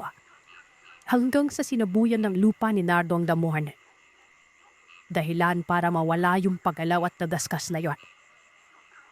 Ayon kay Mang Benito, lumayos na umano ang elemento. Nagtalog si Mang Benito kung ano bang langis meron si Nardo. Ayon naman sa binata ay langis lamang daw yun ng niyog. Huwag mo na akong miniloko daw. Paamba na ako. Hindi gano'n ang reason ng langis ng niyog. Ano ba talagang espesyal sa'yo, Apia? Bigla ka nalang yumakas. Lamis ng po sa miyog yun. Amoy mo pa yung kamay ko. Yun o. Lamis si miyog talaga, di ba? Nakasimawat ang mukha ni Mang Benito. Patuloy na nagtataka. Ilang sadlit ay nawala ng pag-init ng garapa. Na siya namang dahilan para magbigay opinion si Nardo na wala ng traffic ng elemento si Ninyo. Wala na. Hindi ko ba yan siya? Ganun nung kadali Mang Benito. May pausok-usok ka pa. Siguro ilang araw po mula ngayon, makakalakad na. Pero hindi ako tiyak kung maayos o maibabalik sa posisyon yung paa. Dahil konting diferensya siguro pero konti na. Kasi sa panhilot ko, naapektuhan pa na ba yung buto eh. Pero ay paano po, wala nang koneksyon sa kanyang elemento. Malinaw na paliwanag ni Nardo. Hayo naman kay Mang Benito. Tama daw si Nardo. Wala nang elemento. At tama dito na hindi perpekto na ibabalik sa normal ang itsura ng paa pero makakalakad ba ito? Maraming salamat sa ito. Padasaan ka ma? Taga Bukiran na bais di ba? Pwede ba makahini ng lamis mo? Waran himag yan eh. Ihahalo ko lang sa lamis ko. Hindi naman tumundi si Nardo. Kumuha ng ibang garapa itong sa Mang Benito. Nilagyan ng onting lana niya ni Nardo. Isang uri ng lamis na mutya daw ito ayon kay Mang Benito. Pero napangisin na namang si Nardo. Dahil alam niyang dulit ito ng presensya ng mutya ng bawang. Kahit kaunti lang. Tapos kapag pinunan ng ibang lanis, takalat ang bisa ng takanampot na namis na himag. Kumada, magiging himag na rin yung binadad dahil hindi pa. Dahil hindi pa nakalubog doon ang mutya ng bawang. At kapag nabawasan, openan lamang ito at hindi mawawala ang panudin himab noy. Ipinaliwanag ko ni Mang Kiko sa kanya kaya alam na Nardo ang patungkol doon. Madim si Mang Kiko. May lamis din galing kay Renato. Mandating niyo si Mang Iko ang nagbigay payo na ilubog sa langis ng mupya pero huminibin si Mang Iko ng langis matapos lang. Ibig sabihin lang, malakas na daw bisa ng mupya ng bawal. Paulit-ulit namang nagpasalamat si Mang Benito sa kanya. Sabi pa nito, ipagpabukas na lamang umano ang pag-uwi dahil doon na sila mag-apunan. Tumanggi naman si Nardo. Kailangan niya makabalik kasi baka ina-infection ng kapatid niya. Salipa naman niya ibabalik din kagad. Hindi na pumigil pa si Mang Benito. Pero bago pa bakadyo itong si Nardo, tinanong ni Mang Benito kung saan ba talaga namamalagi itong si Nardo. Nasa bahay po ako kapag Martes. Sa mismong bahay namin sa bukid. Alam kong dadalaw ka. Naniniwala ka na ba sa akin, Mang Benito? Nakaamga ado. Gaya ng sinabi ko, na ako nakaramdam ng isang hipi mong manggagamot. Yung tipong biyasa sa narangan ng doon yan. Parang katulad mo yung pag-aabang panan eh. Kaso matagal na siyang pumanaw. Mabilis na pumasok sa isip ni Nardo si Kamdaw Nicolas. Sinabi na kung ito ba o manaw tinutukoy ni Mang Benito. Bakit mo alam ang pangalan niya? Taano-ano ka ba niya? Apo ka. Ikaw bang naporsahan ang talan niya? Yun binakapagsalipa si Nardo. Ito na ang tinutukoy ni Mang Benito. At tumutob ba naman sa binanggit ni Mang Kiko na amnaglalan ng Nicolas. Mataralan yumao. Pinaniniwalaan niya kasi nung una na ibang tao lang pero bakit dalawang albularyo na ang nakakakilala dito? Idagdag pa dyan, ang pagiging konektado ni Nardo doon kay Tandang Nicolas. Si Mang Benito na din ang nagsabi na parang si Tandang Nicolas itong si Nardo. Isang palaisipan nito sa binata. Nahihiwagahan si Nardo kung ikukumpara siya kay Mang Nicolas nun. Posibleng parehas sila ng tangan. O hindi naman kaya, yung mutya ng bawang. Galing talaga yon kay Tandang Nicolas na siya namang ipinasa sa kanya. Pero paano nangyari yon? At dahil dito, naiisip niyang puntahan si Tandang Nicolas noon. Aalamin niya kung patay na ba talaga ito o hindi. Baka kasi haka-haka lamang ang pagkamatay noon. Matapos maninda sa manhuyod, pumuslit si Nardo sa lugar ng kabangkalan. Gusto na niya noong linawin ang bumabagabag sa kanyang isipan. Nagtanong-tanong siya doon kung saan nakatira itong si Tandang Nicolas. May mga nakakakilala pala dito. Pero nagtanong din sa kanya kung bakit niya hinahanap ang matanda. Gayong matagal na daw itong yumao. Doon sa bandang yon, nakikita mo ba yung diretsyong daan na yan? Sa dulo niyan may palayan na tumo. Magtanong ka doon at malalaman mo kung saan siya dati nakatira. Wika ng taong nakausap ni Nardo. Dali-dali niya man niyang tinungong lugar. At noong makarating sa dulo, may nakita siyang tao na guyod ng isang kalabaw. Tinanong niya yon kung saan banda ang bahay ni Tandang Nicolas. May nakapagsabi kasi sa kanya na nasa looban yon. Sinuro naman ng tao ang direksyon sa kung saan nakatira ang matandang ito. Nakita niyang isang bahay na hindi kalakihan, perong sobrang luma na nun. Ayon sa napagtanungan, ang nakatira daw sa bahay ay ang apo ni Tandang Nicolas. Ba't niya umano hinahanap, matagal nang namatay ang matandang yan. Hindi na lamang nagsalita si Nardo. Lahat ng napagtanungan niya doon, may kaparehang tugon na tanong na siyang mas lalong nagpapanabik at nagpapabagabag sa isip ng binata. Hanggang sa makarating na siya sa nasabing bahay. Bumungad sa kanyang isang lalaki at nagbibilid na mais yon. Binati niya ito at sinabing dito ba daw nakatira ang matanda. Si Lolo, bakit? Matagal na siyang namatay. Ano bang sadya niyo? May tatanong lang sana ako kuya. Patungkol sa pagiging albularyo ba? Kailan ba siya namatay? Ako nga pala si Nardo. Naku, mga 15 taon nang nakalipas yon. Ano ka mo sa pagiging albularyo niya? O nga albularyo nga pala si Lolo.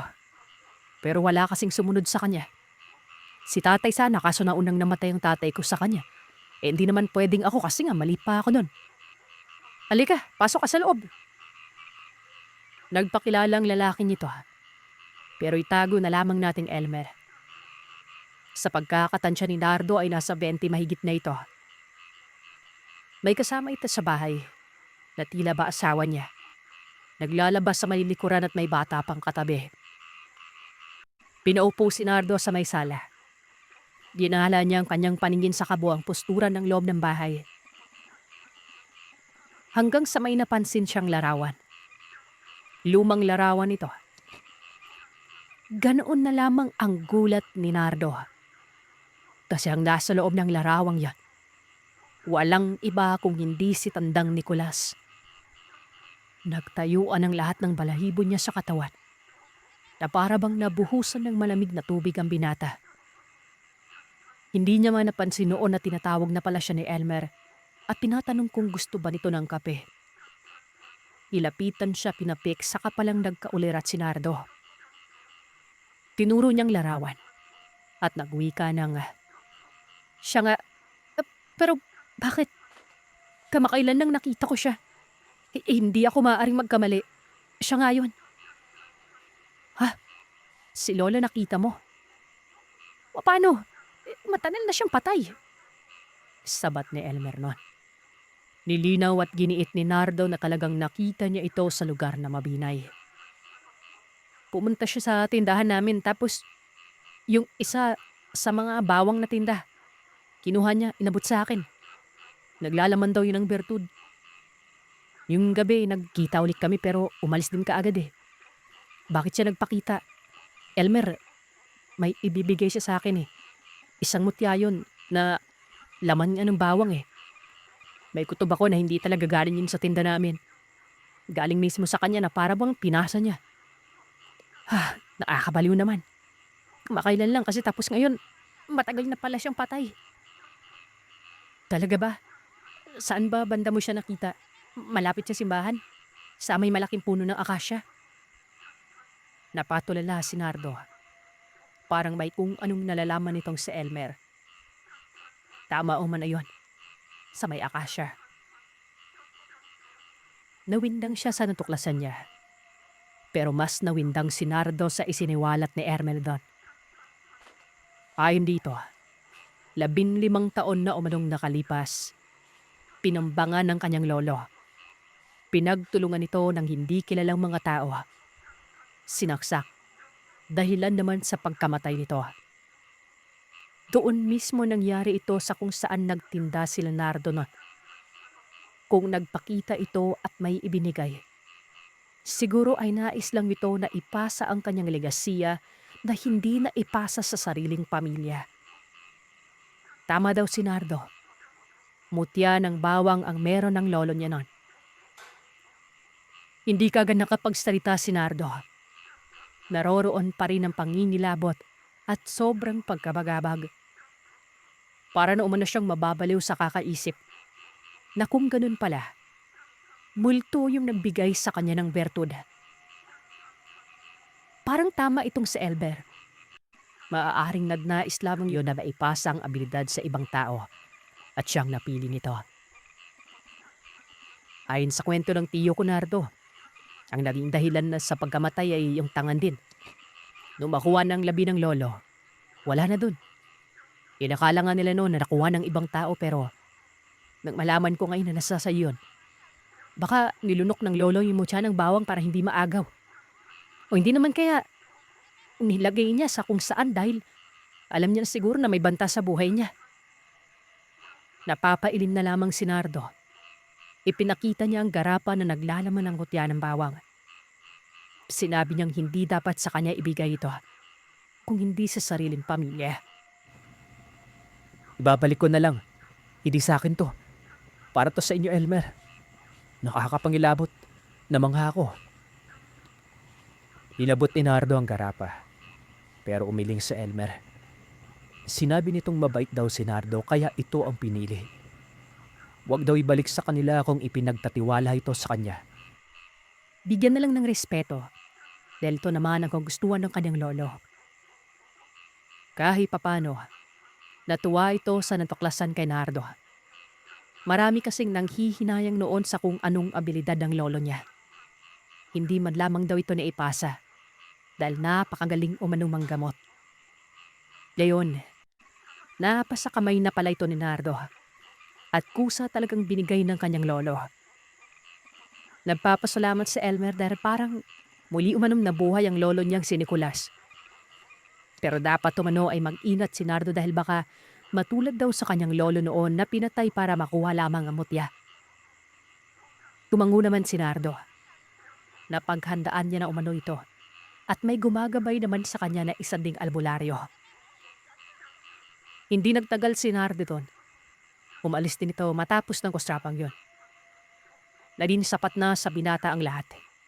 Kahit papano, may nalalaman na siya sa pinanggalingan talaga ng bertud.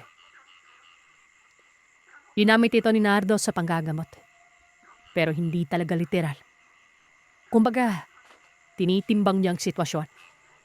Hindi niya binibigyan ng mahabang oras sa manggagamot pero naging tanyag si Nardo. Hanggang sa magkaroon ito ng asawa. Pero alam niyo ba, namatay si Nardo. At ang dahilan, yung mutya niya. Ito ang pinakamalapit na rason. May nagtiktik kay Nardo noon buhat ng maraming naiinggit sa kanya. Sobrang galing manggamot at sa madali ang paraan yung tipong walang anik-anik nun.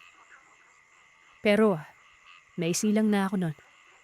Katunayan, may kamalayan na ako na mamatay si Nardo, si tatay. Gaya ng sinabi ko sa panimula, may ibinigay ito sa akin pero hindi ko inaasahan nun na makalipas lang ng ilang araw, namatay siya. Lahat ng ito ay dahil lamang sa mutya ng bawang. At iyan ang kwento ng aswang para sa araw na ito. Salamat sa inyong pakikinig. Huwag kalimutang mag-iwan ng komento at sabihin sa akin kung ano ang inyong naisip. Hanggang sa susunod na kwento, matulog kayong mahimbing kung kaya ninyo.